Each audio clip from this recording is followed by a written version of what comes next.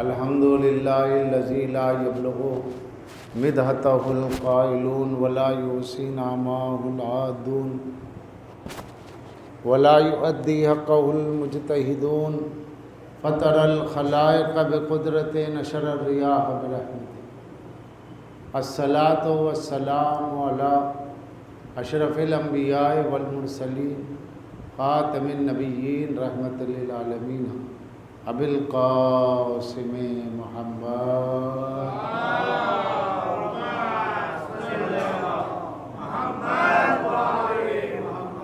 والصلاۃ والسلام علی اہل بیت طیبین الطاہرین المعصومین المظلومین الذین اذھب اللہ عنہم الرجس اہل البیت ویطہرہم تطہیرا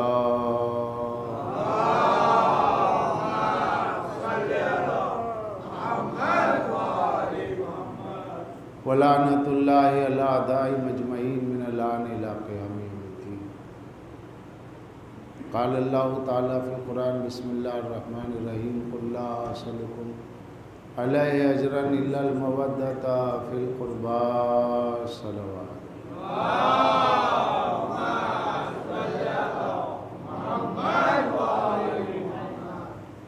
عزیزان گرامی، آئے مودت کے سلسلے میں ہماری گفتگو ہے کہ خداوند عالم فرما رہا ہے کہ فرما دیجئے میں تم سے رسالت کے معاوضے میں بجز اہل بیت کی مودت کے کچھ بھی نہیں چاہتا۔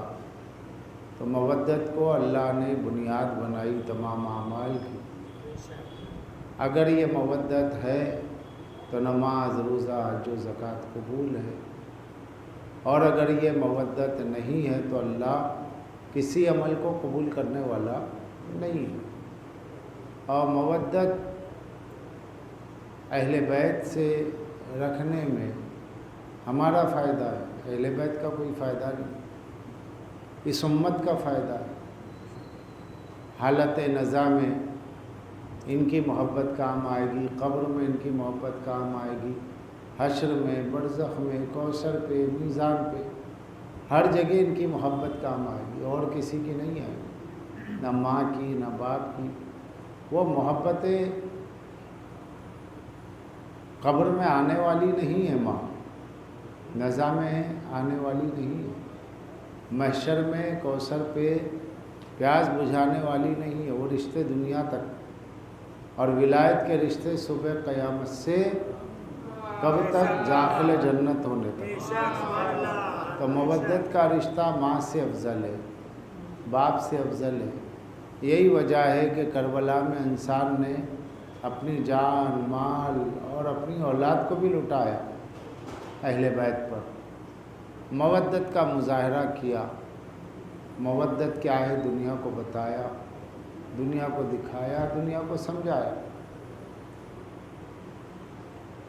اور یہ جو مودت ہے، سب سے پہلی ذات جو صاحب مودت، ذات رسالت مآب سرکار دو عالم کی عظمتوں کو جتنا سمجھا جائے گا اتنا علی سمجھ میں آئے گا، اور علی کی عظمتوں کو جتنا سمجھا جائے گا نبی سمجھ میں آئیں گے۔ نبی کا ترجمہ علی ہے، علی کا ترجمہ نبی ہے، کیونکہ دونوں ایک نور کے دو ٹکڑے، ایک نور کے دو جلوے ہیں۔ یہ اصل میں بھی ایک ہے، نسل میں بھی ایک ہے۔ علی کی نسل رسول اللہ کی نسل ہے، ابنا کو، اور رسول کے دادا، علی کے دادا ایک ہی ہیں، عبد المطلب سرکار۔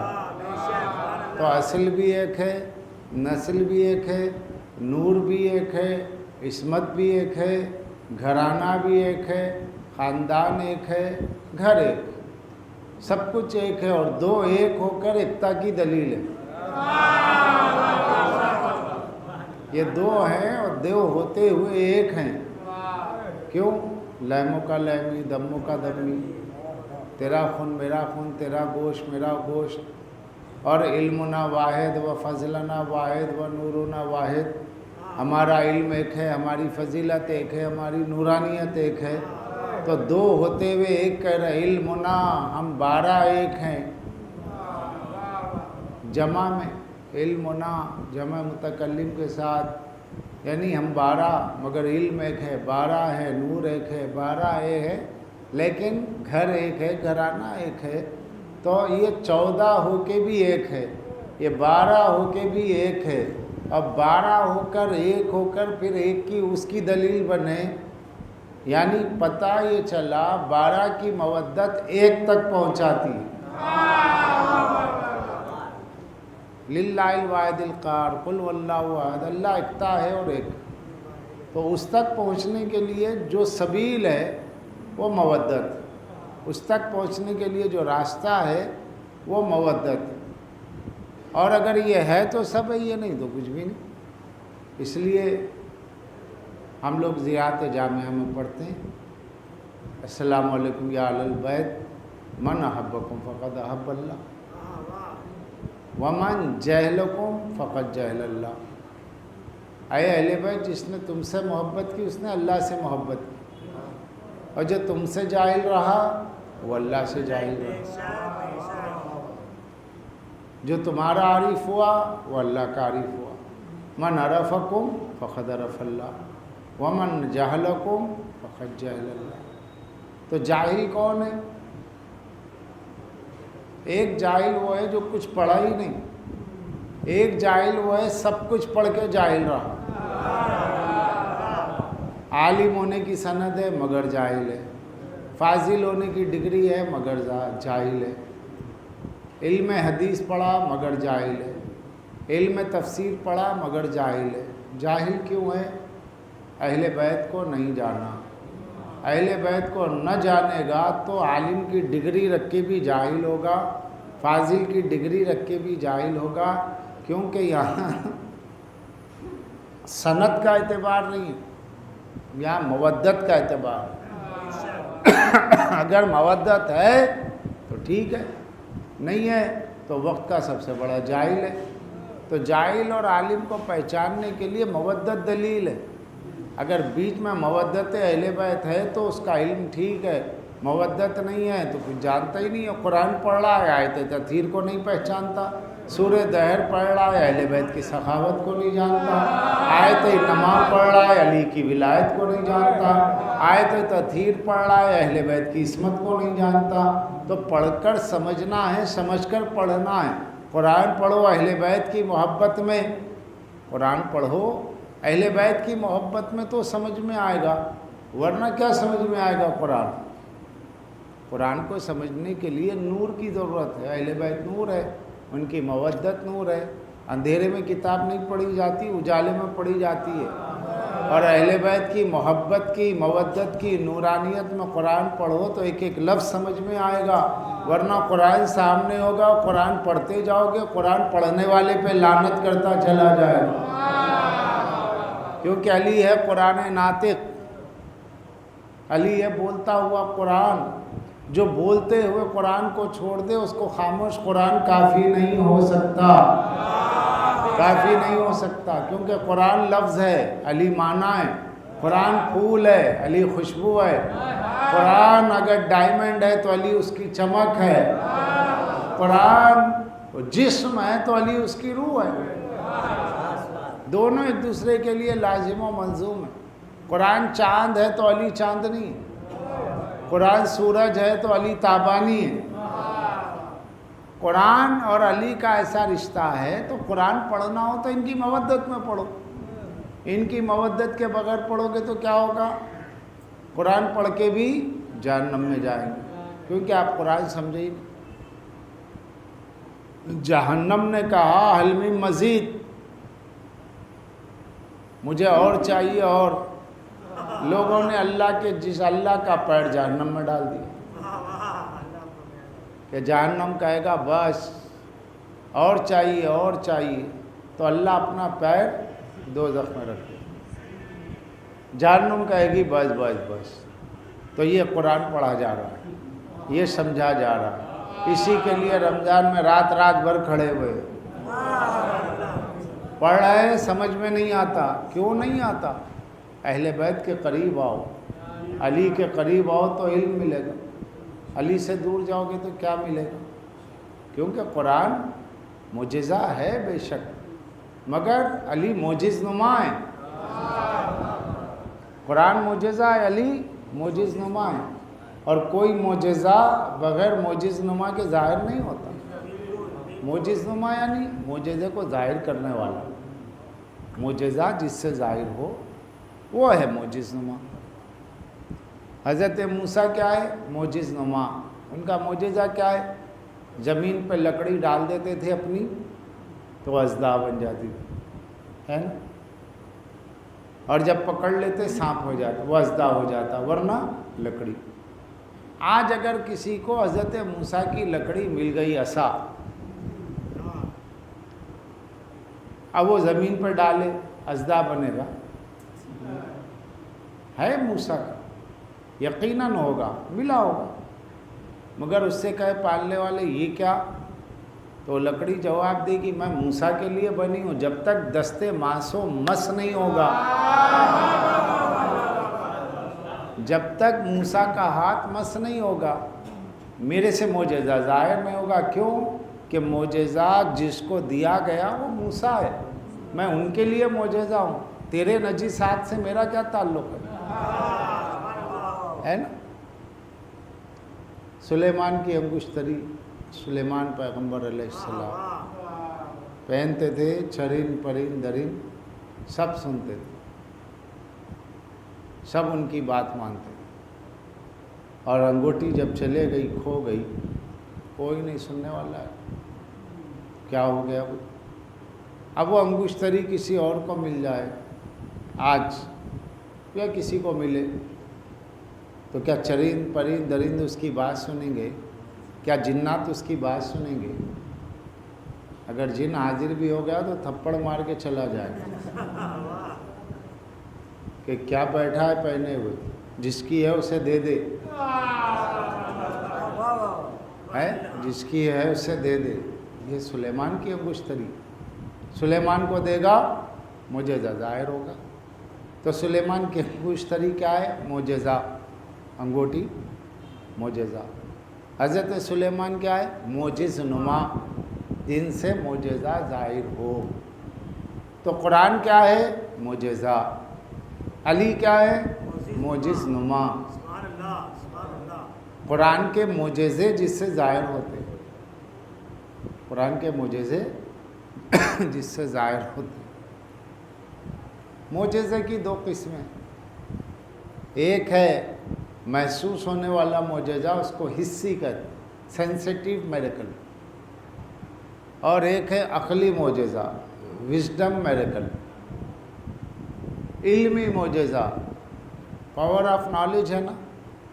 تو اب مولا کے وہ معجزے کہ مردے کو جلا دیے، ٹھوکر مارے مردہ اٹھ گیا، بیمار کو شفا دے دیے، تو یہ تو سمجھ لیجئے کہ یہ معجزے کیا ہے؟ یہ تو علی جس کو خیرات دے دے وہ بھی کر لے، جو کام علی کے غلام کر سکتے ہیں علی نے کیا تو حیرت کیا ہے۔ لیکن معجزہ ہے عقلی معجزہ، معجزہ ہے علمی معجزہ، صدیوں بعد کی باتیں صدیوں پہلے بتا دینا، یہ معجزہ ہے۔ قرآن کے علم کو سمجھانا یہ معجزہ ہے۔ اور یہ معجزہ قرآن کس سے ظاہر ہوگا؟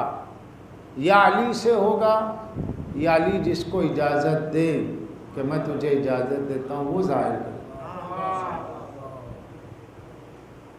تاریخ کہتی ہے، روایات بتاتے کہ ایک مرتبہ دوسری خلافت کا دور ہے، شاہ ولی اللہ محدث دہلوی ازالۃ الخفا میں لکھتے ہیں دوسری خلافت کا دور ہے، اور ایک صاحب قدامہ ابن مزون بدری صحابی ہے، جنگ بدر میں رسول اللہ کے ساتھ کافروں کے خلاف لڑے، اور بدری صحابہ کا جو مرتبہ ہے بہت اونچا ہے، جنہوں نے جنگ کی کافروں سے 313 ٹوٹے ہوئے نیزے اور تلواروں کے ساتھ 17 رمضان کو بھوکے پیاسے کفار سے لڑے، بھاگے نہیں، تو ان کا بڑا مرتبہ ہے۔ ان میں ایک صحابی تھے قدامہ ابن مظعون، وہ پکڑے گئے۔ کس بات میں پکڑے گئے؟ کرائم کرتے ہوئے۔ کیا کرائم تھا؟ شراب پیتے ہوئے پکڑے گئے۔ انہیں لے کر کے خلیفہ کے دربار میں لایا۔ خلیفہ جی اس نے شراب پی۔ تو اس نے کہا کیوں پی شراب؟ تو کہا کہ بس پی لی، دل چاہ پی لی، غلط کیا ہے، گناہ ہے، پتہ ہے مجھے۔ نہیں تمہیں نہیں پینا چاہیے تھا، تم نے غلط کیا، کیوں پیا؟ اب اس نے کہا بھائی پی لی، ہو گئی بات، ختم کرو، کیا ذلیل کرو گے محفل میں، ہو گئی بات، توبہ کر لوں گا۔ بولے نہیں، توبہ سے کیا ہوتا ہے، تمہیں شرم نہیں آتی؟ گندہ کیا حرام ہے؟ تو کہا ہاں حرام تو ہے۔ تو کہا بتاؤ قرآن میں کہاں ہے؟ کس سے سوال ہو رہا ہے؟ سمجھ گیا؟ خلیفۃ المسلمین کہاں ہے؟ حرام تو قرآن میں کہاں ہے؟ اب انہوں نے کہا کہ ارے یہ تو قرآن کی آیت پوچھ رہا ہے۔ داڑھی کھجاتے کھجاتے بال جھڑ گئے، مگر قرآن کی آیت یاد نہیں۔ تو کہا کہ کیا اس مجلس میں کوئی نہیں ہے جو مجھے اتنا بتا دے کہ قرآن میں کہا ہے کہ شراب حرام ہے؟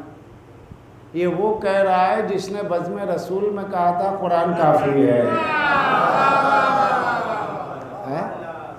جس نے بزم رسول میں کہا قرآن کافی ہے، بعد رسول اپنے دور حکومت میں اگر کوئی مسلمان شراب پی لے اور یہ پوچھے قرآن میں کہاں حرام ہے تو جواب ہی نہیں ہے۔ تو جواب نہیں ہونے کی کئی وجہ ہوتی ہے۔ چونکہ خود کو نہیں معلوم تھا وہ تو پکڑا گیا، جو پکڑا گیا وہ چور ہے، جو نہ پکڑا جائے وہ شریف ہے۔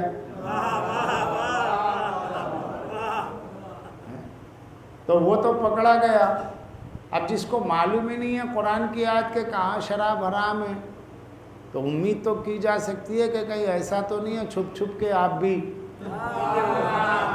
وہ تو پکڑا گیا، لیکن کچھ نشہ تھا، کچھ ہوش تھا، اور وہ بھی جانتے تھے کہ ارے بڑا جاہل ہے، اس کو کیا پتہ ہے، تو بیٹھا ہوا ہے، اس کو کوئی قرآن کا مطلب ہی نہیں ہے۔ تو ہاں چلو پی لی ہے، تو میں نے کہہ دیا توبہ کر لوں گا، سب ذلیل ولیل ساری باتیں ہو رہی ہے، اچھا تم بتاؤ کہاں ہے قرآن میں حرام؟ اب ان کی تو چڑھ گئی، انہوں نے کہا نہیں بتاؤ قرآن میں کہاں ہے، سناؤ آیت سناؤ۔ ارے وہ شرابی قرآن کی بات کر رہا، ہاں قرآن کی کر رہا ہوں، قرآن سناؤ کہاں حرام ہے۔ اب جب یہ خاموش تو وہ آواز اونچی ہو رہی ہے، یہ تو ہے نا چانس لینا ہی ہے۔ اب بولتا کیوں نہیں، حرام کہاں ہے؟ مجھے پکڑ کے لائے ہو یہاں پہ، تو خلیفہ ہو تو میں پتہ نہیں ہے حرام ہے؟ تو کہا بھئی کوئی ہے اللہ کا بندہ یا بیٹھا ہوا، کوئی تو بتائے گا قرآن میں حرام کہاں ہے، کوئی آیت ہے؟ بڑا مجمع بیٹھا ہے، سب سر جھکائے بیٹھے، سب ایک دوسرے سے پوچھ رہے ہیں ارے تمہیں پتہ ہے؟ نہیں بھیا تمہیں پتہ ہے؟ نہیں ارے یار سنی تو تھی آیت۔ اچھا وہ دیکھ رہا ہے، دیکھو اس سے سب ایسا لگ رہا ہے کہ سب چھپ چھپ کے۔ تو اس میں ایک بچہ بیٹھا ہوا تھا، جیسے بچہ بیٹھا ہے 14 سال کا، 14 سالہ بیٹھا ہوا، وہ کچھ ذرا پہلو بدل رہا تھا، بے چین۔ تو بڑوں نے تاڑ لیا، بیٹا کچھ کہنا ہے، تمہیں یاد ہے آیت؟ تو جی یاد ہے۔ کھڑے ہو جاؤ۔ ارے نہیں یہاں سب بڑے بڑے لوگ، اسی کمر پکڑ کے کھڑا کر دیا۔ اے لڑکی کیا چاہتے ہو جوان، کچھ بولنا؟ جی مجھے یاد ہے۔ اوہو شکر خدا، سناؤ۔ انہوں نے آیت سنائی، انما الخمر والمیسر والانصاب والازلام رجس من عمل الشیطان۔ نشے والی شراب، جوا، پاسے کے تیر اور بت شطرنج سب کے سب نجیس ہے، حرام۔ آیت سنائی، بہت ریلیف ہو گئے، تو کہا خدا تجھے سلامت رکھے، کوئی تو ہوا کہ جس نے قرآن کی آیت سنا۔ انہوں نے سنا بدری صاحبی نے، انہوں نے کہا ہاں صحیح کہہ رہا ہے بچہ، یہ آیت مجھے بھی یاد آ گئی، لیکن میں اس وقت پڑھ نہیں سکتا، پروردگارہ معاف کر، آئندہ نہیں ہو گئی بات، اللہ اور بندے کے درمیان ہے، ہو گیا۔ مجمع عام میں توبہ کی، بعد میں انہوں نے اسے پکڑا خلیفہ صاحب، تو کہا کہ میاں تمہارا نام تو میں جانتا ہوں، تمہیں کون نہیں جانتا، تم عباس بن عبد المطلب کے بیٹے ہو نا، عبداللہ بن عباس؟ جی میں عبداللہ۔ اتنا چھوٹے ہو تمہیں شراب کے عنوان پہ آیت یاد ہے؟ یہ قرآن تم کہاں پڑھتے ہو، کس سے پڑھا ہے؟ تو بس پڑھا ہے، نہیں تو بتاؤ۔ ارے نہیں رہنے دیجیے، نہیں بتاؤ، نہیں رہنے دیجیے، اب یہ ٹال رہے اور وہاں اصرار پہ اصرار، یہاں پہ رہنے دیجیے۔ تو کہا کہ نہیں کوئی بری بات تھوڑی ہے، اللہ کا کلام ہے۔ کس کے شاگرد ہو؟ کہا کہ میں علی بن ابی طالب کا شاگرد۔ اچھا تم ہر موضوع پہ آیت سنا دیتے ہو؟ جی میں ڈیلی مولا علی کے پاس جاتا ہوں اور انہی سے قرآن سیکھتا ہوں، اور میرے مولا مجھے قرآن کے ساتھ اس کے معنی، اس کی تفسیر، اس کا حکم سب کچھ بتاتے ہیں، مجھے سب یاد ہے، مجھے سب یاد ہے۔ تو کہا یہ بتاؤ کہ جب تم علی کے سامنے بیٹھتے ہو، گفتگو کرتے ہو، سیکھتے ہو، تمہارا احساس کیا ہوتا ہے کہ سامنے بیٹھنے میں علی کیسے نظر آتے ہیں اور تم اپنے آپ کو کیا سمجھتے؟ کوئی تقابل ہی نہیں ہے، میں ان کا عزیز ہوں، رشتہ دار ہوں، مگر شاگرد ہوں، وہ کہاں، میں کیا بتاؤں؟ کہا نہیں احساس کی بات، کیسے لگتا ہے؟ تو کہا کہ یوں سمجھ لیجئے علی ایک ایسا سمندر ہے جس کا کنارہ نہیں ہے، علی علم کا وہ سمندر ہے جس کا کنارہ نہیں، اور میں وہ چھوٹی سی چڑیا ہوں کہ جو ایک اپنا چونچ پانی میں رکھتی ہے تو ایک قطرہ اس کے پیٹ میں آ جائے تو دوسرے قطرے کی گنجائش ہی نہیں ہے۔ وہ جو علی کے علم سے ایک قطرہ مجھے ملا، میں ابن عباس ہوں، وہ جو سمندر رہ گیا وہ علی ہے۔ صلوات پڑھ دیں محمد والے۔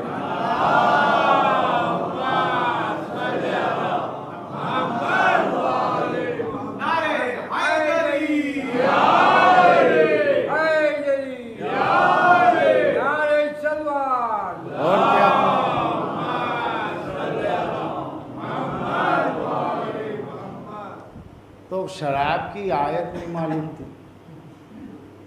سبحان اللہ کے معنی نہیں معلوم تھے، اور ایک مرتبہ تو ایسا ہوا، بخاری شریف میں موجود ہے، کوئی صاحب آئے، عمار ابن یاسر، دروازے پہ دستک دی، جواب نہیں سنا، واپس گئے، دروازہ کھولا، کون؟ آواز زور سے دکھا، میں۔ تو کہا کہ اندر کیوں نہیں آ گئے؟ تو کہا کہ آپ نے اجازت نہیں دی۔ تو کیا اجازت لینا ضروری ہے؟ ایسے ہی آ جاتے؟ تو کہا کہ یہ قرآن کے خلاف ہے، یہ رسول اللہ کے طریقے کے خلاف ہے، کسی کے گھر جاؤ تو بے اجازت گھر میں مت جاؤ، بے اجازت گھر میں مت جاؤ، اجازت لے کر کے جاؤ۔ تو وہ چونکہ رسول اللہ کا ہی دور ہے، گردن پکڑ کے لے کے چلے، چوپ، مجھ سے زبان لڑا رہے ہو، اپنے آپ کو بڑا قابل سمجھ رہے ہو۔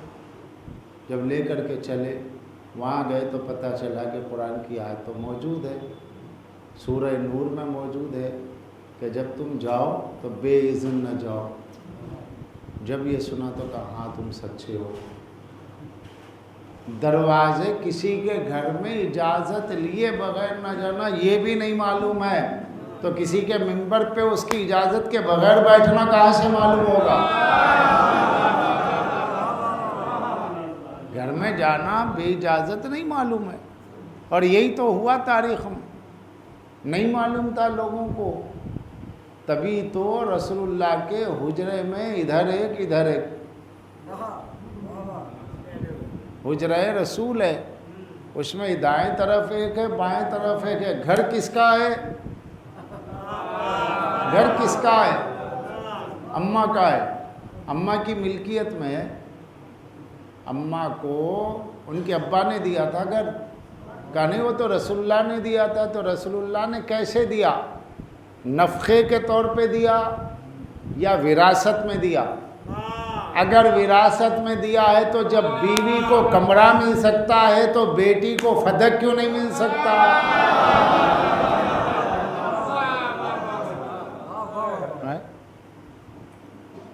और कर रहे आप बात कहाँ से कहाँ जा रही? आज तो यही फजीलत बताते लोग, अरे भाई इससे बड़ी क्या फजीलत है, रसूल के साथ उठेंगे क़यामत में, इधर एक और इधर एक। यानी गुले रिसालत कांटों के दरमियान में, जैसे गुलाब कांटों के बीच में होता है। अब वो फजीलत है कि साहब यहाँ है। ज़रा आप पूछिए, अगर किसी के घर में किसी को दफन कर दिया जाए उसकी इजाज़त के बगैर, शरीयत क्या कहती है? अगर वारिस राज़ी न हो तो कब्र खोदो, लाश निकालो और बाहर दे दो। नहीं समझे आप? शरीयत ये कहती है कि अगर किसी की ज़मीन में बे इजाज़त किसी को दफन कर दिया गया तो शरीयत ये कहती है कि अगर इजाज़त नहीं दी तो फिर मैयत के जो वारिस हैं वो अपनी लाश को ले जाए, वरना लाश निकाली जाए, वारिसों के सुपुर्द कर दिया जाए कि भाई हमारी ज़मीन में आप कैसे दफना सकते हैं, आपको इजाज़त नहीं है। जब ये उम्मती अपनी ज़मीन में गैर को दफन करने की इजाज़त न दे तो लाशा निकालने का इख्तियार रहता है, तो घर रसूल का, ज़मीन रसूल की, मिल्कियत रसूल की, अगर कोई बाहर वाला बे इजाज़त दफन हो जाए तो वारिस रिसालत का नाम है इमाम ज़माना, उन्हें हक़ है जब आएंगे।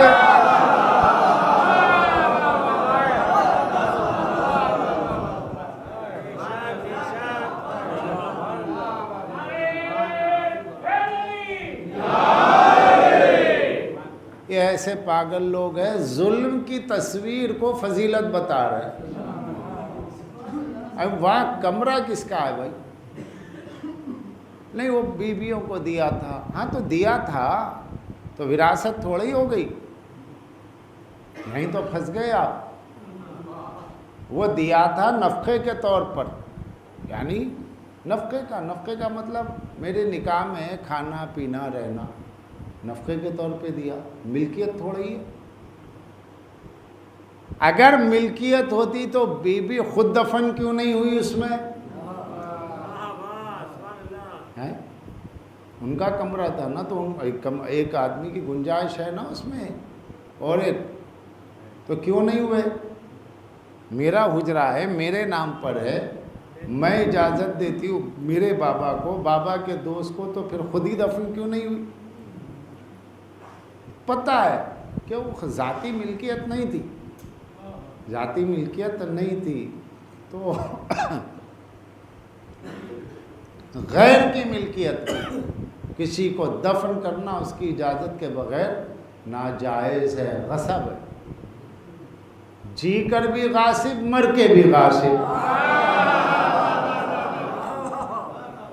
ज़िंदगी में गसब किया तो किया, मर के भी गासिब है। तो फिर क्या कहने, लानतों की तो वो अंबार होगी कि कभी ही ना होगी। सलावत पढ़ दे मोहम्मद वाले।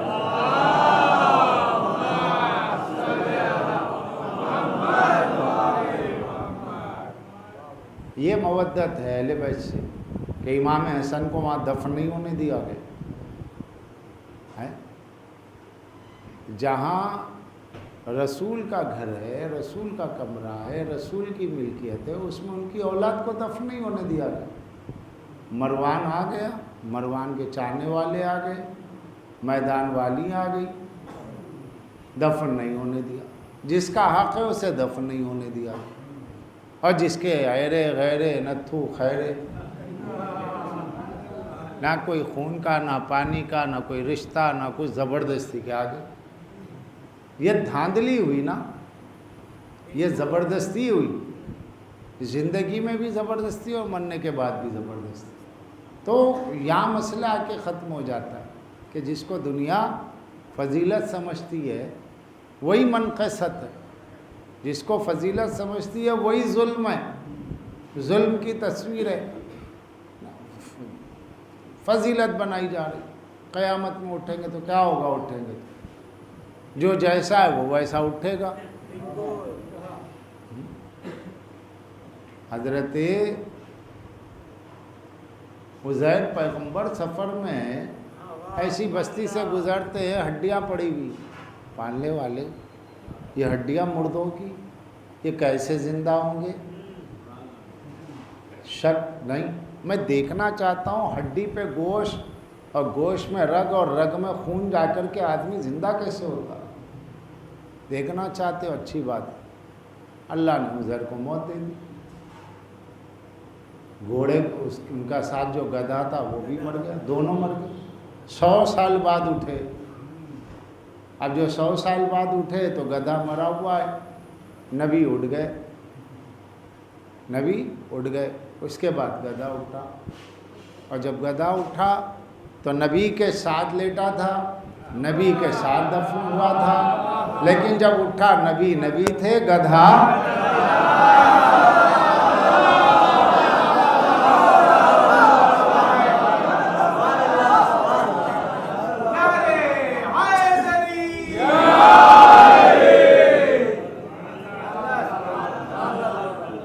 تو کیا ہوتا ہے؟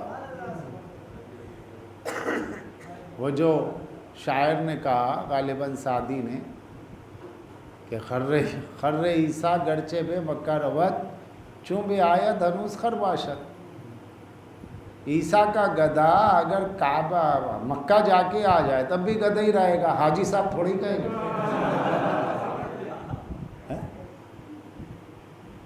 تو لوگوں نے ان چیزوں کو فضیلت بنا لیا، ڈوبتے کو تنکے کا سہارا۔ بھائی اٹھنے دیجئے، جب اٹھے تب دیکھا جائے گا، یا نہیں تو اب کھود کے دیکھیے، نہیں تو ذرا ہمت دکھائیے، قبر کھودیے اور کھود کے خود ہی دیکھیے کیا حال ہے۔ ہم نے تازہ ہے، خون بھی تازہ ہے، اب ذرا اپنے پیاروں کو بھی نکال کے دیکھو، پتہ چل جائے گا کہ کیا حال ہے۔ بد دعائے سیدہ کی وجہ سے، ناراضگی رسالت مآب کی وجہ سے، باہر کے دور کے ڈھول بڑے سہانے، نزدیک جاؤ تو پتہ چلے کہ حال کیا ہے، حال بے حال ہے، اور پھر آپ اسی کو سمجھ رہے ہیں کہ بڑا کمال ہے۔ صلوات پڑھ دیں محمد والے۔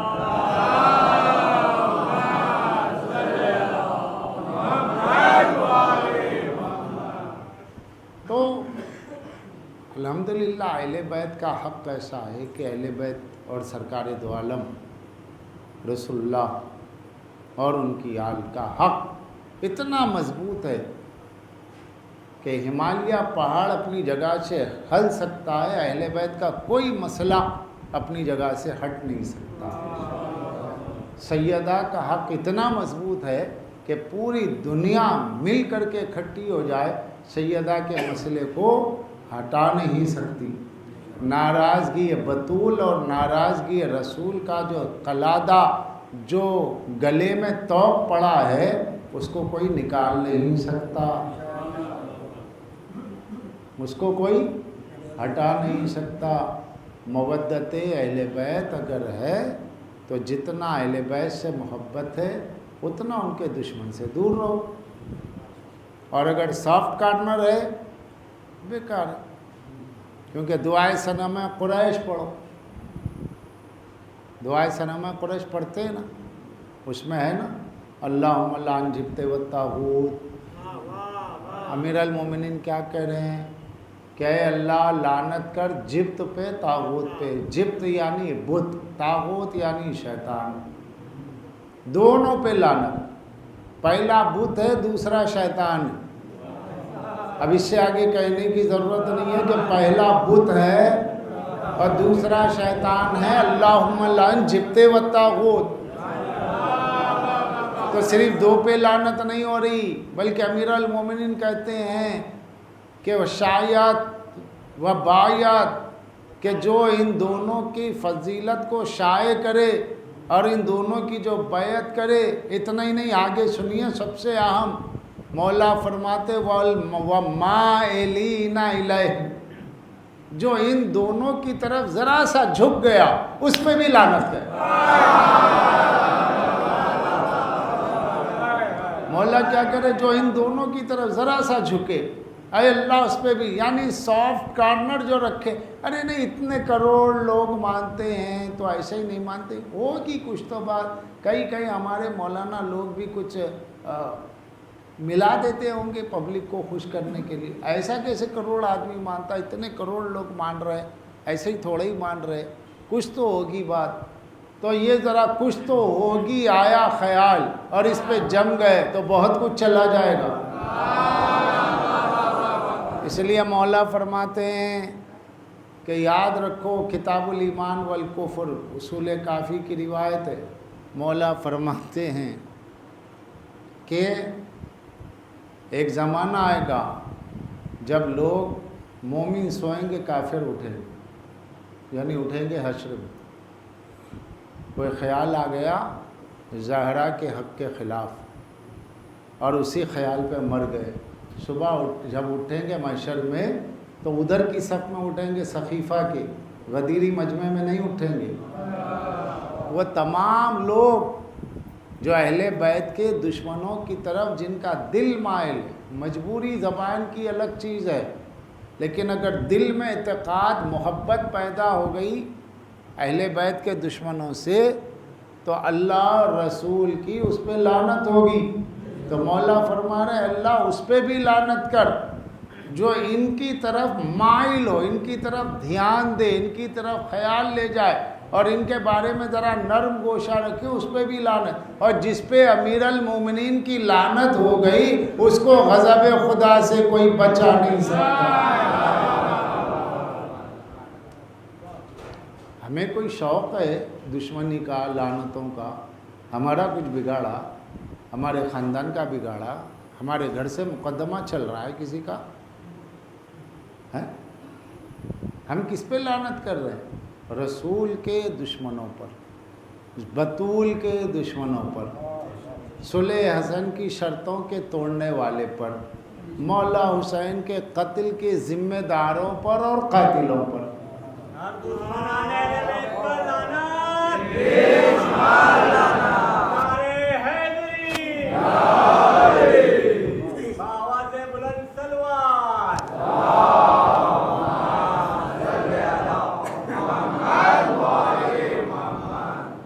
لیکن لوگوں کا یہ ہے کہ نہیں صاحب، اچھا لوگ تو لوگوں کا کیا ہے، آپ ان کے بارے میں سوچ رہے ہیں گلے لگانے کے بارے میں کہ ان کو گلے لگاؤ، ان کو گلے لگاؤ. ارے بھائی ان کے پاس تو یزید پہ بھی لعنت نہیں ہے.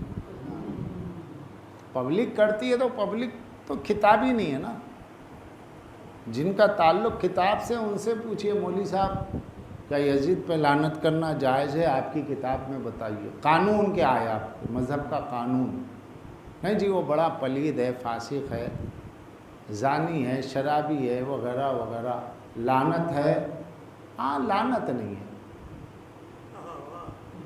یعنی اللہ کا جو ہتھیار ہے، جھوٹوں پہ خدا کی لعنت، ظالموں پہ اللہ کی لعنت، وہاں سے آپ بچا رہے ہیں. یزید کو سب کچھ کہیں گے مگر ملعون نہیں کہیں گے. کیوں؟ قتل حسین کفر نہیں ہے، گناہ ہے، اور گناہ کے لیے، گناہ گار کے لیے بخشش کی دعا کرو. یہ ہے قاتل کو بچانے کی کوشش. اب ہمارا رویہ کیا ہے کہ بھئی یہاں سے ہم اور آپ الگ. جب تک ہم قاتل حسین پہ لعنت نہ کریں اس وقت تک ہمارا ایمان مکمل نہیں تھا۔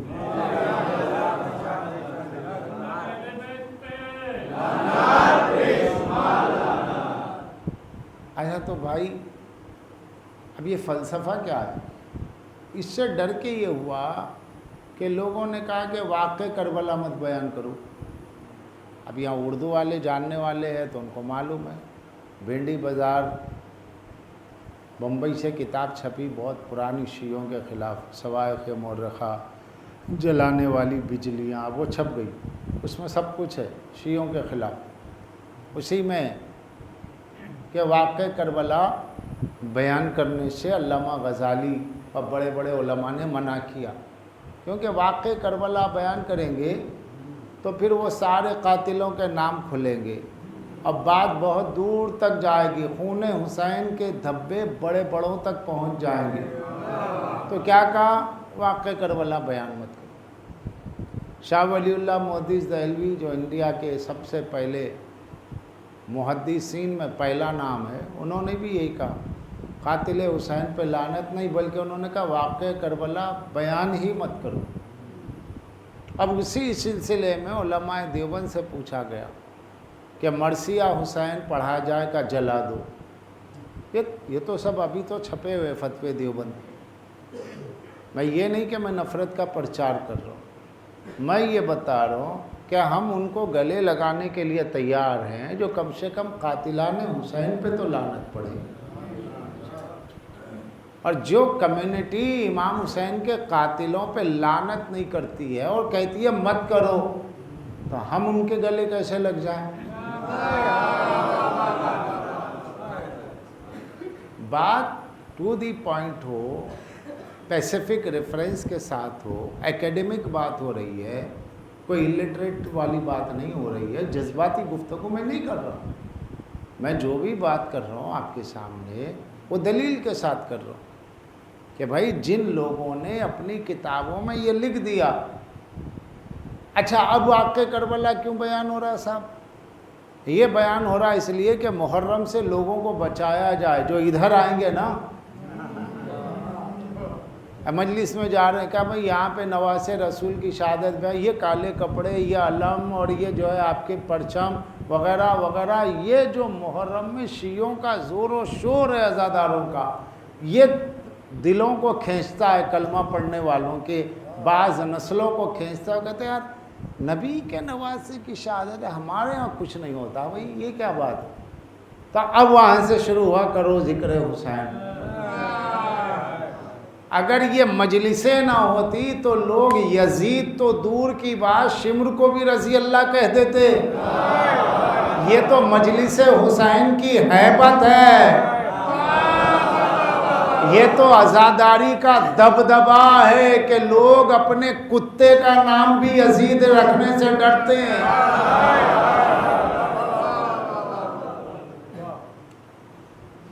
اسی لیے کوشش ہے یہ بدعتیں ہٹاؤ، یہ بدعتیں ہٹاؤ، کچھ بھی ہو اسے ہٹایا جائے۔ کیوں؟ قاتل بے نقاب ہوں گے۔ ہماری مجلسوں میں قاتلان حسین بے نقاب ہوتے ہیں، یاد حسین کر کے ہم قاتلوں کے چہروں پہ پردے نہیں ڈالتے۔ یاد وہ کرے جو بھولتا ہو، ہم بھولتے تھوڑا ہی ہیں جو یاد کریں گے۔ تو یہ کوشش ہوتی۔ تو اب لوگوں نے تو یہ لکھا، شمر کے لیے بھی لکھا، لیکن جہاں آتے لوگ یہ پہلا موقع ہے، ورنہ تقریباً میں نے جہاں بھی اشرا پڑھا ہے 90% جگہ ایسی ہے کہ جہاں میں نے شہروں میں اشرے پڑھے، باضابطہ اہل سنت بھی آئے، علماء اہل سنت بھی آئے، سنا بھی، گفتگو کی بھی، اور اکثر شیعہ ہو گئے، کیونکہ پتہ نہیں ہے نا، کوئی بتائے۔ پڑھ کے مجلس پڑھنے والے کو ڈر نہیں ہے، سن کے پڑھنے والے کو ڈر ہے۔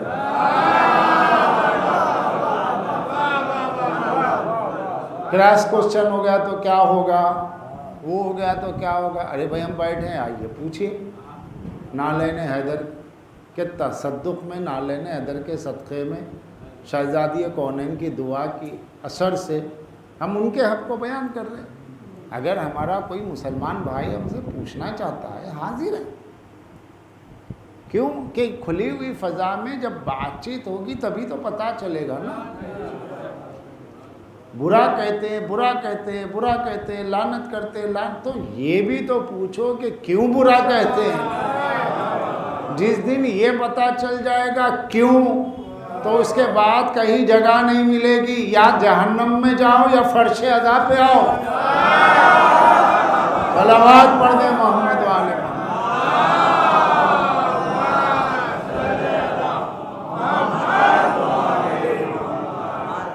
میں نے ذکر کر دیا، میرا اپنی ذاکری کا تجربہ ہے. آپ کسی کو گالی مت دو، کسی کے پیشوا کی بے عزتی مت کرو. آپ جو دلیل ہے اس دلیل سے بات کرو، جو حوالہ ہے وہ حوالے سے بات کرو. آنے والے کو زج کر کے بھگا دو مت. وہ آئے تو بیٹھے اور سنیں کہ بھئی ہوا کیا تھا، یہ ہے کیا کربلا، یہ اتنا رویا کیوں جاتا ہے، یہ اتنی لعنتیں کیوں ہوتی ہیں. ارے قرآن تو وہی ہے، نماز کے ارکان وہی ہے، سجدہ اللہ ہی کو ہے، تو پھر ہمارے مولوی روکتے کیوں ہیں ان کے پاس جانے. اجی آئیے بھائی صاحب بیٹھیے، ہم بتاتے کیوں روکتے ہیں. ان کا بس چلے تو یہ شمر کو بھی رضی اللہ کر دیں. وہ تو ہیبت ہے تعزیے کی، وہ تو ہیبت ہے علم کی. جو یزیدی ہے بھی تو وہ کھل کے نہیں کہہ سکتا میں یزیدی ہوں، یہ ہیبت ہے. تو ہوگا کیا کہ جب ہم لعنت کریں گے شمر پر تو سوال ہوگا شمر پہ لعنت کیوں، اس نے قتل کیا. شمر سے پوچھیں گے تو نے کیوں قتل کیا، وہ کہے گا چیف کمانڈر ابن سعد ہے اس نے کہا. چیف کمانڈر ابن سعد ملعون سے پوچھیں گے تو نے حکم کیوں کہا دیا، وہ کہے گا میں مجبور تھا، میں چیف کمانڈر تھا، میں جرنل تھا، بس مجھے تو حکم دیا گورنر نے ابن زیاد نے. ابن زیاد سے پوچھا کہ تو نے کیوں حکم دیا، وہ کہے گا میں جس کا گورنر ہوں وہ خلیفۃ المسلمین یزید ہے، یزید کے حکم سے دیا ہے، میرا اپنا کیا چلے گا، یہاں تو بادشاہت اس کی ہے لہذا یزید کے حکم سے دیا. اب یزید سے پوچھا جائے گا تو کس کی اجازت سے بیٹھا، تو وہ کہے گا میں ایسا ہی تھوڑا ہی بیٹھا ہوں، مجھے تو میرے ابا معاویہ نے بٹھایا ہے اور کرنے. اب معاویہ سے پوچھا جائے گا تو یہاں کیسے بیٹھا ہے، فتح مکہ پہ مسلمان ہونے والے بدری صحابہ بڑے بڑے بیٹھے ہیں، تو یہاں کیسے بیٹھ گیا. کہا کہ میں خود سے توڑا ہی بیٹھا ہے، یہاں تو مجھے بٹھانے والے فلاں فلاں ہیں جو ادھر اور ادھر دفن ہیں.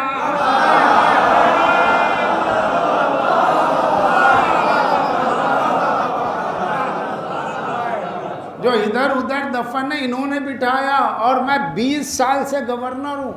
بڑے بڑے لوگ گورنر بنے، سال 2 سال میں ہٹا دیے گئے، 2-3 سال میں بس سروس آ جائیے گھر، لیکن 20 سال تک گورنر بنایا. تو اب یہاں پہ مسئلہ یہ ہے کہ اگر مجلسوں میں جاؤ گے کربلا کا پتہ چلے گا، قاتلوں کی نقاب الٹے گی، تو تم شمر پہ بھی لعنت کرو گے، ابن سعد پہ بھی لعنت کرو گے، ابن زیاد پہ بھی کرو گے، یزید پہ بھی کرو گے، یزید کے باپ پہ بھی کرو گے، باپ کو بنانے والوں پہ بھی کرو گے. تو یہ لعنت کا سفر تو وہاں جا کے ختم ہوگا جو ادھر اور ادھر ہے.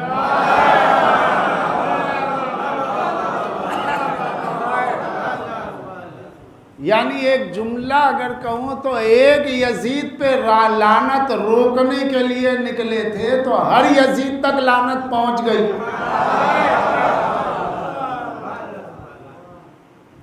یہ کیا ہے؟ اس لیے روئے زمین پر نام حسین پورے آن بان شان سر جھکا کے کہو ہم حسین، ہم علی والے، ہم عزادار ہیں. کیونکہ ہم مظلوم کے ماننے والے، ہمیں سر جھکانے کی ضرورت نہیں ہے. جو ظالموں کے ماننے والے وہ سر جھکائیں. ہم جس نبی کا کلمہ پڑھتے ہیں ان کی آل کو لوٹا گیا ہے، تو لوٹیروں کو شرمندگی کی ضرورت ہے، مظلوموں کو نہیں ہے. اس لیے ہم غریباں چاک ہوتے ہیں، ہم ماتم کرتے ہیں، اپنے سینوں پر ہاتھ مارتے ہیں، تکلیف غیروں کو ہوتی ہے. ارے بھائی ماتم ہمارا ہے، سینہ ہمارا ہے، ہاتھ ہمارا ہے، زنجیر ہماری ہے، تکلیف آپ کو کیوں ہو رہی ہے؟ آپ ادھر آئیں گے نکاح ٹوٹ جائے گا، نکاح کو بچائیے، ماتم سے روکنے کی چکر میں آپ کا نکاح ہی ٹوٹ جائے گا، علم پہ نظر پڑے گی، تعزیت پہ نظر، تو آپ اپنی قوم کو سنبھالیے، ادھر فتوے کیوں دے رہے ہیں؟ اس کا تو کوئی فائدہ نہیں ہے۔ وہ محل کھنڈر میں بدل گئے جو عزا سے روکنا چاہتے تھے، وہ خزانے خالی ہو گئے، وہ مولوی فنا ہو گئے، وہ فتوے ختم ہو گئے، وہ خزانے حکومت کے خالی ہو گئے، وہ حکومتیں ختم ہو گئی، نہ آج بنو امیہ ہے، نہ بنی عباس ہے، نہ اورنگزیب ہے، کوئی تو نہیں ہے، حسین کا نام ہے اور حسینی ہے۔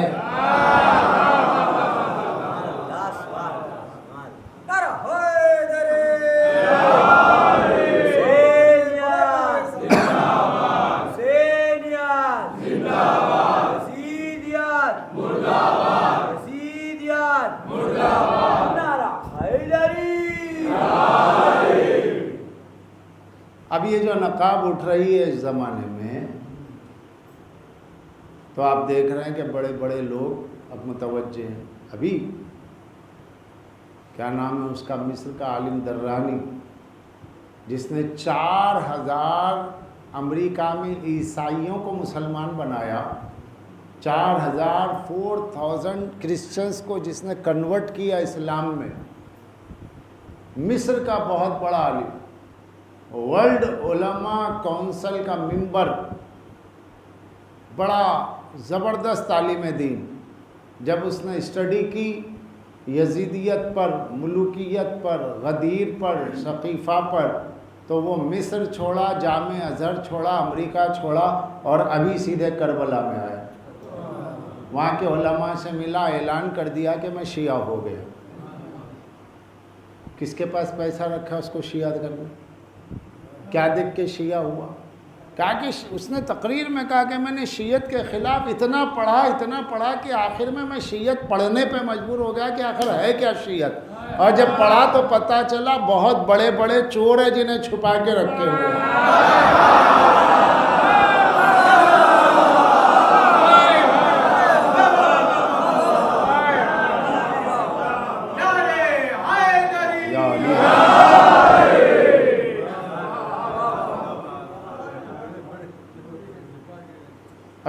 ابھی کا واقعہ ہے، بس 4 دن پہلے، صالح درانی، مصباح الدرانی، مصر کا عالم، قاہرہ کا عالم، 4000 کرسچنوں کو مسلمان بنا کر کے خود شیعہ ہوا ہے۔ اعلان کیا کہ اب مجھے کہیں نہیں جانا، اب میں نجف میں ہی مروں گا، یہی رہوں گا، یہیں کی زمین پہ پڑا رہوں گا، یہی دفن ہو جاؤں گا، میں علی کو چھوڑ کے نہیں جاؤں گا۔ خون میں طہارت ہو، عالم ارواح میں اقرار ولایت علی کیا ہوا ہو، حسین کی مظلومیت گھر میں رہنے نہیں دے گی، لے آئے گی، ضمیر سونے نہیں دے گا، ضمیر کہے گا اٹھ، آج کس کا ڈر ہے، آج کس کی لالچ، کروڑ پتی آدمی ہے، ہزاروں کو مسلمان کیا ہوا ہے، اللہ نے کروڑوں سے جس کو نوازا ہے، جس کا گھر آنگن امریکہ اور ایجپٹ ہے، وہ آ کے کربلا میں رو رہا ہے، اور وہاں کے علماء سے ملاقات کرتا، اپنا ایک انٹروڈکشن ہے، بڑے بڑے علماء پریشان، ارے آپ تو بہت بڑے اسکالر ہیں، آپ کا نام سنا ہوا ہے، ورلڈ فیمس آدمی ہے، تو کہا کہ ہاں مگر اب یہاں پر آیا ہوں، حر کے راستے پر آیا ہوں، حضرت حر کے راستے پہ آیا ہوں، اور اپنے مولا کے قدموں میں جان دینے آیا ہوں۔ آج لوگ محمد رضا گیلانی پاکستان کے ہوئے کہ نہیں ہے، مفتی ہمدرد دواخانہ جو پورے انڈیا میں مشہور ہے، پاکستان میں بھی ان کے گھرانے کا مفتی ہے، مار پہ مار کا حملے پہ حملہ ہو رہا ہے، کئی بار زخمی ہوا، مگر کھل کے کہتا ہے میں ہو گیا شیعہ۔ جب کوئی سوال کا جواب نہیں دے رہا ہے تو لوگ شیعہ نہیں ہوں گے تو کیا ہوں گے؟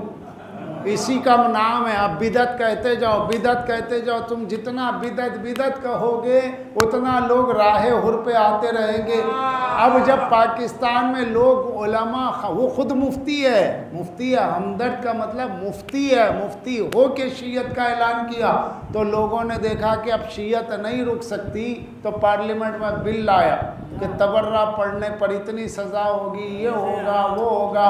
لیکن اللہ رکھے ان لوگوں کو, ان علماء کو سلامت رکھے جنہوں نے اعلان کیا کہ اب چاہے جو ہو جائے مگر کسی ظالم پہ تبرہ کرنے سے ہم بل پاس ہونے نہیں دیں گے. اور نتیجہ یہ ہوا کہ وہاں جو پاکستان کی کنٹری کا صدر ہے, پریزیڈنٹ ہے عارف علوی, اس نے اس بل کو نامنظور کر دیا ہے, نامنظور کر دیا. یہ بل لایا کیوں گیا بھائی؟ یہ بل اس لیے تو لایا گیا ہے کہ اب شیعت اس زور سے پھیل رہی ہے. کچھ لوگ ہیں جو کھل کے کہہ رہے ہیں ہم شیعہ ہو گئے. میرے پاس تو لوگ آتے ہی رہتے ہیں, فون بھرا ہوا ہے. کچھ لوگ ہیں جو کھل کے کہتے ہیں ہم شیعہ. جو شیعہ ہوتا ہے وہ کہہ کے شیعہ ہوتا ہے, لیکن کچھ لوگ ہوتے ہیں جو شیعہ سے سنی ہوتے ہیں مگر کہتے نہیں کہ ہم سنی ہو گئے. کچھ لوگ ہیں جو شیعہ سے وہابی ہوتے ہیں مگر کہتے نہیں کہ ہم وہابی ہوتے ہیں. بولی ان کی بولتے ہیں, یہ تعزیہ کیوں ہے, یہ اسراف ہے, پیسہ مجلس میں اتنا کیوں ہے, شہزادے قاسم کی مہندی کیوں ہے, بولی ثقیفہ کی ہے, غدیر کا نعرہ کیوں ہے.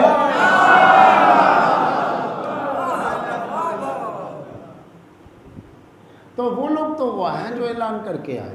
ملا اسماعیل دیوبندی آئے, 150 سے زیادہ علماء کو شیعہ کیا. اسٹیج بنتا تھا, ادھر مولانا اسماعیل دیوبندی ہوتے تھے اور سامنے علماء دیوبند, اور باضابطہ رسی باندھی جاتی تھی. ادھر سے سوال ادھر سے جواب, کتاب جیسے ہی انہوں نے بتائی. اعلان ہے بھائی, جو شیعہ ہو گیا وہ لعنت کا نعرہ لگائے گا ادھر آئے, اور اگر ادھر سے کوئی ادھر چلے گیا تو جا کے دکھائے. تاریخ پاکستان کے مناظروں کی, کبھی کوئی غدیر سے ثقیفہ میں نہیں گیا, سب ثقیفائی غدیر میں آتے رہے. ایک تاریخ گزری ہے, شاندار تاریخ. ملا اسماعیل دیوبندی خود ایک تاریخ کا نام ہے. ملا اسماعیل دیوبندی خود ایک تاریخ کا نام ہے, جس کے آگے بڑے بڑے علماء احرار. پارلیمنٹ میں آئی بات, سپریم کورٹ میں ہارے, ہائی کورٹ میں مناظرہ ہارے, سپریم کورٹ میں مناظرہ ہارے. پوری دنیا پریشان تھی کہ ایک شخص آخر کیا ہے, وہ حق زہرا کے لیے کھڑے ہو جاتے تھے, حق حسین کے لیے کھڑے ہو جاتے تھے. یہ مودت اہل بیت ہے. اللہ نے آزادی کا زمانہ دیا ہے تو اخلاق کی زبان کے ساتھ, اچھے دلائل کے ساتھ دشمنان اہل بیت کی سب سے حر جذبہ رکھنے والوں کو ادھر لاؤ, نہ یہ کہ ان کے ساتھ ایسے گھل مل جاؤ کہ اپنی شیعت ہی کو چھوڑ دو. روابط الگ چیز ہے, مروت الگ چیز ہے, مگر اپنی آئیڈینٹی نہیں چھوڑنا چاہیے. ہماری عزاداری ہماری آئیڈینٹی ہے, غدیر ہماری آئیڈینٹی ہے. یہ نہ چھوڑیں. محمد والے محمد صلوات.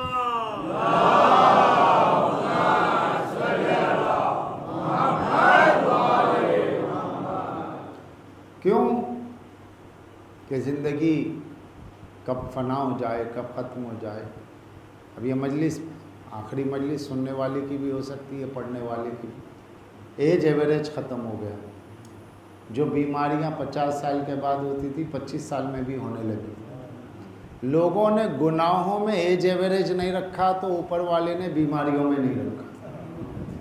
20 والا 40 والے کا گناہ کر رہا, 25 والا 50 سال والے کا گناہ کر رہا ہے ایج کے اعتبار سے, تو اوپر والے نے بھی بیماریوں میں جنریشن گیپ نہیں رکھا.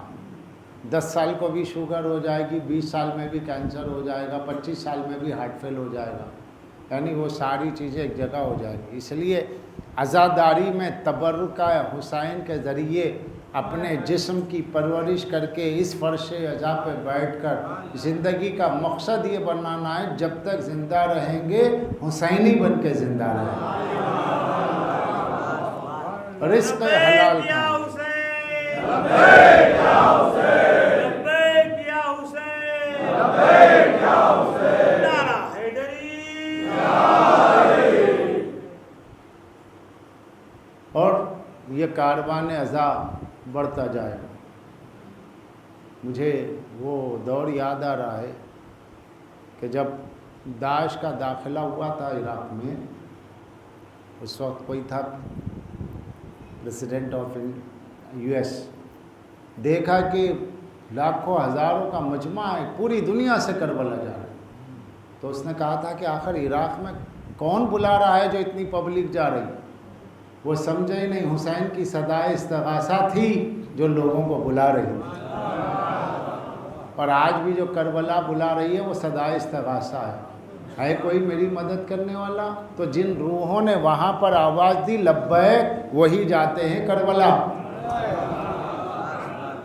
اور جس کا کربلا جانے سے دل بھر گیا وہ حسینی نہیں ہے. اور زیارت کوانٹٹی کی نہیں ہوتی ہے، کوالٹی کی ہوتی ہے. 5 بار گیا 10 بار گیا کچھ نہیں گیا، آنسوؤں سے جاؤ، جذبے سے جاؤ.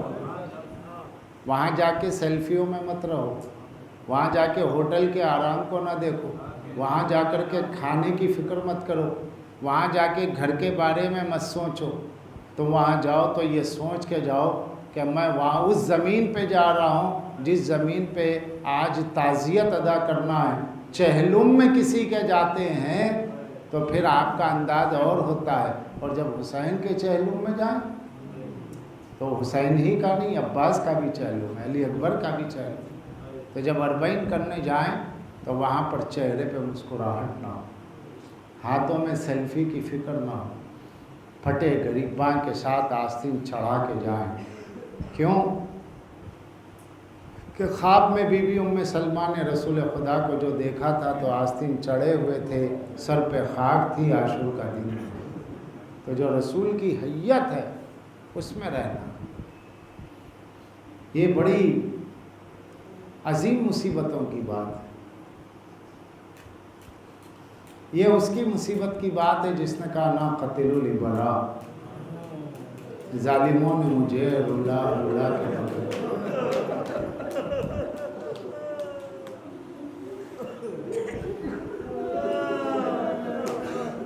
ظالموں نے مجھے رلا رلا کے قتل کیا. مولا کہاں کہاں روئے آقا، کہا کہ یہ نہ پوچھو کہاں کہاں رویا،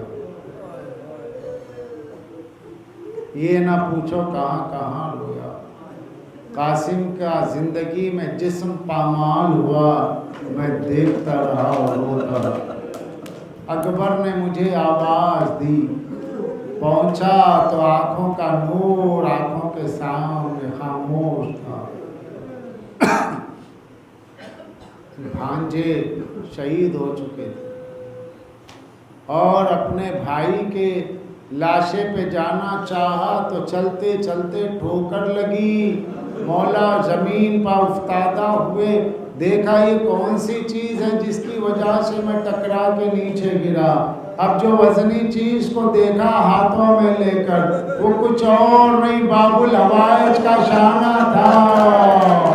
بازوؤں کو بوسا دیا، آنکھوں سے لگایا، اے بابا، ارے جن ہاتھوں میں میرا ہاتھ دیا تھا وہ ہاتھ تو میرے ہاتھ میں آ گئے، مگر میرا عباس ترائی کے کنارے پڑا.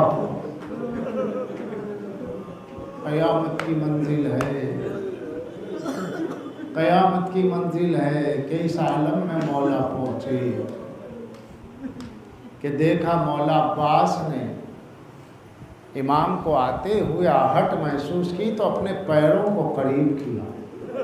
حسین نے یہ منظر دیکھا تو خود کو سنبھال نہ سکے، اپنے کو عباس پر گرا دیا. میرے بھائی ہاتھ کٹ گئے پھر بھی یہ ادب ہے کہ پیروں کو قریب کر رہے ہو کہ آقا معاف کیجئے، کیونکہ پہلی بار ہے کہ آپ آئے ہیں اور غلام اٹھ نہیں سکتا۔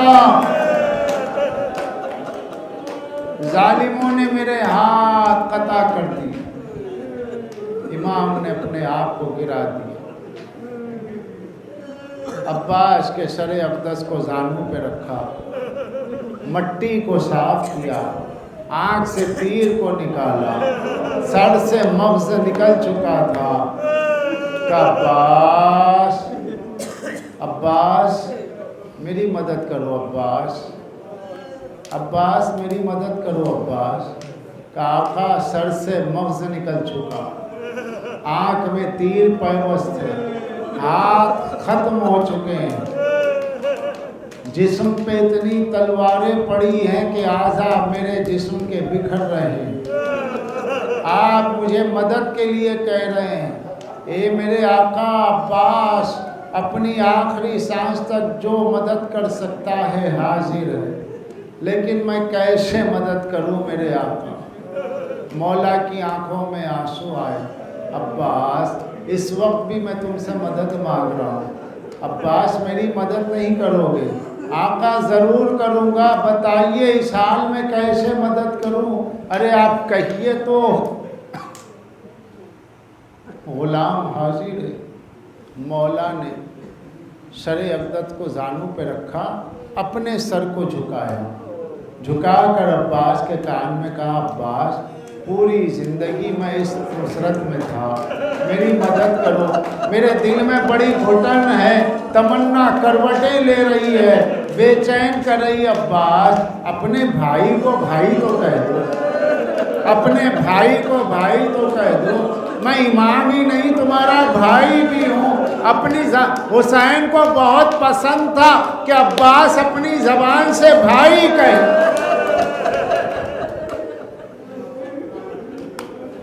مولا عباس کی آنکھوں سے آنسو بہنے لگے، کہا میرے بھائی، کیسے وقت میں بھائی کہوں؟ یہ کہہ کر اتنا کہا، اے میرے غریب الوطن بھیا، اے میرے پیاسے بھیا، بس عزیز و من کا ڈھلا۔ حسین نے کمر کو تھاما، الان انکسر ظہری، میری قوت کمر ٹوٹ گئی۔ عزیزان گرامی، یہ حسین تھے کہ جن کی قوت کمر ٹوٹی بھائی کے جانے سے، اور جب چچا بھتیجی سے جدا ہوا تو سکینہ بی بی نے زندان شام تک آخری وقت تک پانی نہیں مانگا۔ جب کبھی پانی آتا کہتی مجھے پانی نہیں چاہیے، مجھے میرا چچا عباس، مجھے میرا چچا عباس چاہیے، پانی نہیں چاہیے۔ پانی کو کبھی نہیں دیکھا، چچا کو یاد کرتی رہی، اے چچا آپ کے جانے سے بابا کی کمر ٹوٹی، آپ کے جانے کے بعد سکینہ یتیم ہو گئی، میرے کان زخمی ہوئے، مجھے درے لگا۔ آلے والے تجھے واسطہ ذکر محمد و آل محمد، اس ذکر کو قبول فرما، ہمیں کوئی غم نہ دے بجز غم حسین کے، جب تک زندہ ہیں اپنی توحید خالص پر، سرکار دو عالم کے ختم نبوت اور ائمہ تاریخ کی امامت کے عقیدے پر زندہ رکھ۔ امام زمانہ کے ظہور تک ہم کو ہماری نسلوں کو گمراہی سے محفوظ فرما، جو بیمار ہے صحت دے دے، جو بے روزگار ہے روزگار دے دے، جو ناقد خدا ہے قد خدائی کے اسباب بنے، جو زیارتوں سے مشرف نہیں ہے زیارت کے اسباب بنا دے، اور پالنے والے جو زیارتوں پہ جا رہے ہیں ان کی حفاظت فرما، ظہور امام میں تعجیل فرما، ہمیں ان کے ناصروں میں شمار فرما۔ وَسَيَعْلَمُ الَّذِينَ ظَلَمُوا أَيَّ مُنقَلِبٍ يَنقَلِبُونَ۔